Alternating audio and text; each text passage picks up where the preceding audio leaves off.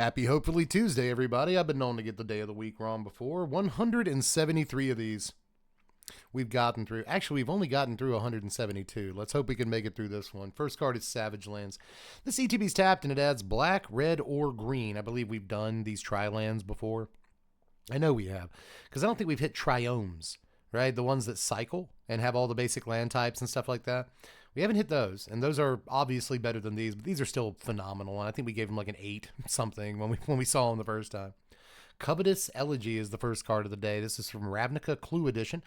I have no idea what this is, but it looks very cool, and it's Orzhov, so let's give it a shot. 6 mana, 4, a black, and a white for a sorcery. Each player chooses up to 2 creatures they control, then sacrifices the rest. Then you create a tapped creature token for each creature your opponents control. Okay. So it's a sweeper that leaves the 2 best creatures that everyone controls behind. But then it gives you 6 treasure tokens, so it was free, right? I mean, not all of your opponents will have 2 creatures to leave behind, but it's commander, and this costs you 6 mana, so it is extraordinarily likely. It's like 87% that everyone has 2 creatures left after this. And it just gives you all the treasures back. It just pays for itself. That seems really good to me. It does leave really, really sticky stuff on the table, like really good stuff on the table. And I don't tend to love sweepers like that, you know, massive downside. But those treasures, though, I'm going to ask the audience. I haven't done that in 2 days. I know that because I batch these videos like 5 at a time. And I've just done 2 back to back. This is the 3rd one I've done in a row. So I know that in 2 days I haven't asked the audience. So I'd like to do that. What do you think about Cetus Elegy? What do you think? Because I'm kind of torn on this one. I'm going to give it just a 5.2 right now, but it could go as high as like a 6.5. It really could, man. This is a pretty neat looking Magic card to my eyes. Has anybody out there ever resolved this or had it resolved against them? How did it go? I want to know. That's really, really neat. I kind of want to buy it, but I'm not going to yet. Let's move on to Cloud Expanse. Oh, it's one of these. I don't think we've seen these yet. When were these originally printed? Odyssey, that makes sense. This is a land, and this one in particular, you pay 1 mana and you tap it and you add white-blue to your mana pool. So note that it does not itself tap for mana, and that is poop. That's not super good, but there was a time where we played these filter lands a good bit. You know, you just almost never want them to be your first land unless you have a second land and nothing else to do on turn 1, in which case they are effectively a tap land. But you don't mind on turn 1. On any turn after turn 1, they're not a tap land. And that's fantastic. They're just real filtering that is untapped, and I think it's pretty powerful. So I'm going to give these a 6. Again, basic lands get a 5, and so that's hard to parse. Basic lands are actually very, very good cards, but this is filtering that comes into play untapped, and I do kind of like that a good bit.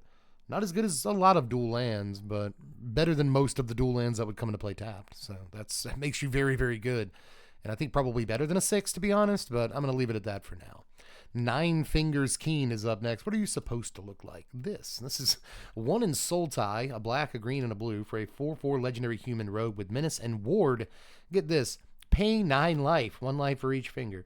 Whenever 9 Fingers Keen deals combat damage to a player, look at the top 9 cards of your library.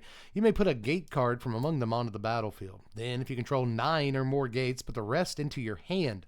Otherwise, put the rest on the bottom of your library in a random order. So, if you have 9 gates and this guy does combat damage to a player, you draw 9 cards.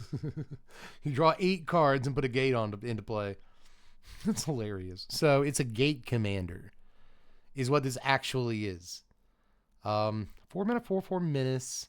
That doesn't make it unblockable, though. You know what I mean? Ward pay 9 life is pretty hilarious. I'll say that much. Basically, you just don't touch this guy. You know? This is too cute, though. Ultimately, this is too cute, but I do think a Gates commander is, like, kind of hilarious. So I'm going to give this guy a 4.9 because I'd really like to give him a 5, and I just don't think he's, like, quite there. But the uniqueness is doing a lot for me. So is the haircut. He's a handsome man. We'll move on to Nighthawk Scavenger, baby. This is a fun card, man. I remember this from Zendikar Rising. I had a lot of fun with you. 3 mana, 1 and 2 black for a 1+ star/3 Vampire Rogue with Flying, Death Touch, and Lifelink.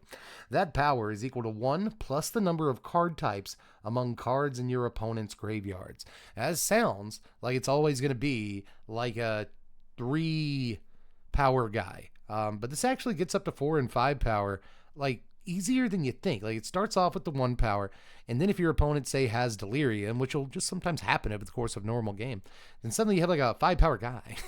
It's better than it might seem, you know. If you just kill one of their dudes with a removal spell on turn 2 and then play Scavenger, then you have built your own, you know, Vampire Nighthawk, right? He's a 2/3 Flying, Death Touch, Lifelink. But if they pop a Fetch Land or something like that, then suddenly, you know, 3/3 Flying, Death Touch, Lifelink, very good. I like this guy.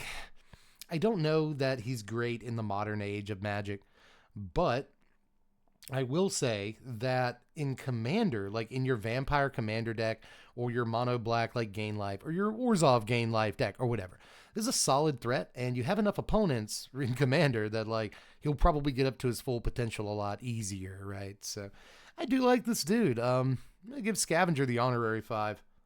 I'll do it. I really fear that I'll have to give this less than a 5, and I have the inclination to give it like a 5.4, which I don't think it actually in reality deserves. So the right thing to do, I think, is to give it the honorary 5 today and hope that no other card deserves that distinction. I love this card and I miss it so much. I really do. Now that I see it, now that I'm really remembering it and the memories are flooding back in, I'm getting nostalgia for something that happened like 3 years ago, which is always weird, but it's happening. I love you, Nighthawk Scavenger. I really do. Protective Bubble, only ever printed in Lorwyn, is 4 mana, 3 and a blue, for an aura that enchants a creature. That creature is unblockable and has Shroud. That's actually gross.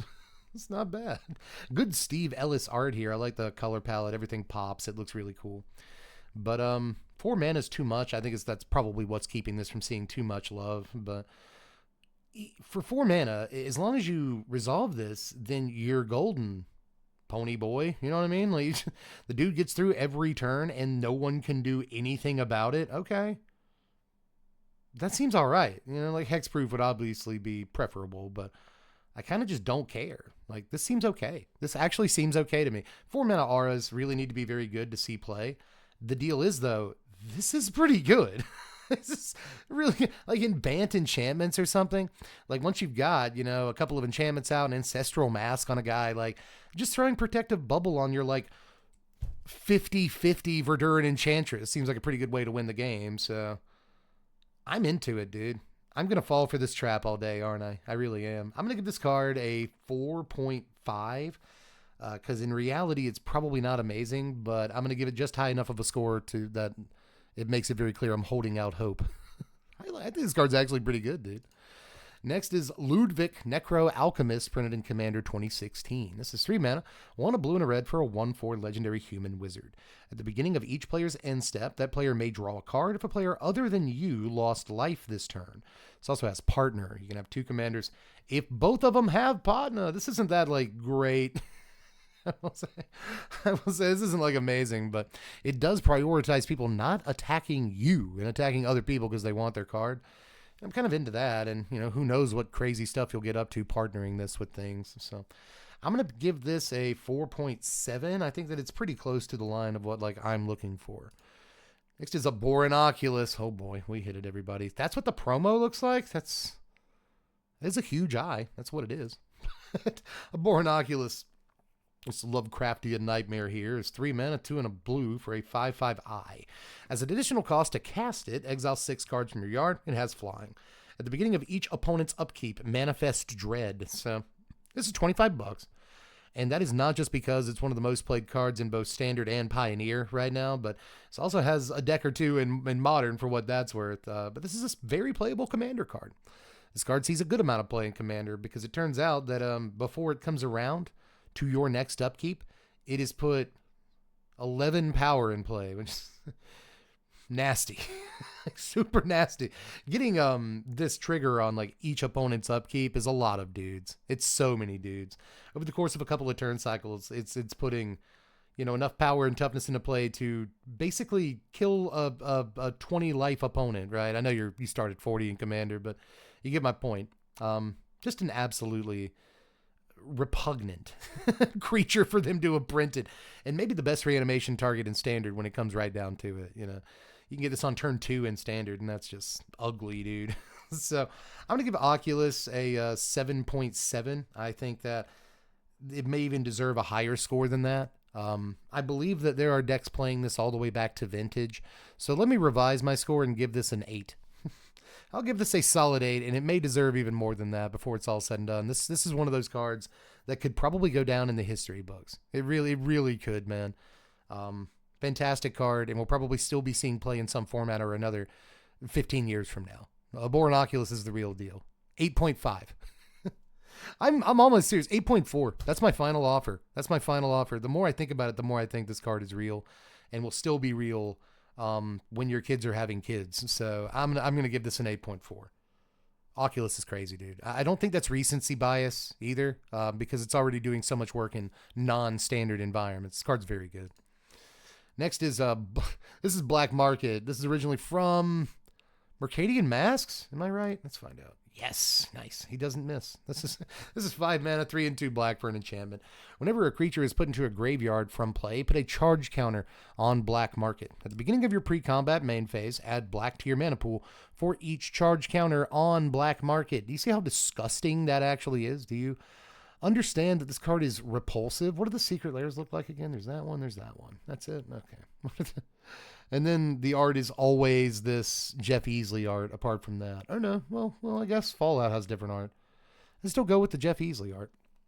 Either way, this card's like $6. You can get copies of it. Okay, you get this list copy for less than $3. I think it's a very, very good deal. Commander copies for less than $3. Again, I think this needs to be in your Black Commander deck if you're not already playing it. Obviously, decks like, the decks I like Elso Core and Judith, whatever. This card can be in those decks to like great effect because your own creatures are dying. But in a game of Commander, creatures just die as a matter of course. Combats that you don't even have anything to do with, removal spells that you have nothing to do with. Is But whenever anything dies, getting extra mana is unbelievable. Even if one creature dies, and that means that this gives you 1 extra mana every single turn, then that's almost worth it in and of itself. But once this starts getting, 2, 3, 4 counters on it, which is not hard, this becomes an absolute, powerhouse in terms of mana production. I'm surprised you don't see this more often. I'll say that. Maybe I'm just like super generous today. It's still technically the holiday season, goodwill towards Magic cards, and I just feel great. But I'm going to give Black Market an 8. I think this card, too, is very much real. Very, very, very much real. And nearly any Black Commander deck can fit this card, I think, to wonderful results. So, play it if you ain't playing it. And then report back to me how you feel. That counts as advice. Play Black Market. Your life will get better. But next is Silen Anthem over here. This is the mono green cube. This is 2 mana, 2 green mana for an enchantment. Green creatures you control get +1/+1. Whenever a creature enters the battlefield under your control, scry 1. So neat, a season of growth on one end, and then just a Anthem effect on the other, which is really, really good. All things considered, it's just a solid Magic card. I'm going to give this a 6.59, somewhere in that area. Because it's just like generically good, but it's not overpowered or anything. But it goes that generic goodness goes a long way. So I may be rating it slightly too high the more I think about it, but again, generic goodness goes a long way. It really does, man. This is one of those where it's like it's probably in your green deck, and if it's not, wow. It's not that it has to be in like your mono green Commander deck. It doesn't have to be. But A, that's actually a pretty narrow category. And B, really, you couldn't find, there's not something you can take out. I mean, maybe not. There's some mono green deck lists out there that get really, really tight and can't fit this, but they're few and far between. Next is Scroll Thief over here from Magic 2011. This is 3 mana. I don't know, screw that up. This is 3 mana, 2 and a blue for a 1/3 Merfolk Rogue. Whenever it deals combat damage to a player, draw yourself a card, Mr. or Madam. This is just an Ophidian. They were just doing a riff on Ophidian back in the day. And it is, in most ways, a strictly better Ophidian, because Ophidian, you had to, not deal combat damage. You had to elect to prevent the damage and then draw the card, whereas this doesn't do that. Much better card That means it should be in all the World Championship decks. No, we'd already pulled far ahead in power creep from a card like Ophidian at that point. And this was just not good for that format. It's a fun little limited card. I'll give Scroll Thief a 3, though, because I will always respect creatures with this line of text. I'm going to be Ophidian brain for the rest of my life. But I'm going to see you all tomorrow. I'll be here, I promise, because I'm about to record the next video for tomorrow. So I'm for sure I know I'll be there. Like, I could actually... Well, actually, I don't want to bring that on myself. I was going to be like, I could get in a horrible accident, and then I'd still be there. But, you know, the moment that happens, the moment I say that, it will occur. So I shouldn't say it. But anyway, I guess my point is I'll see you tomorrow. Bye.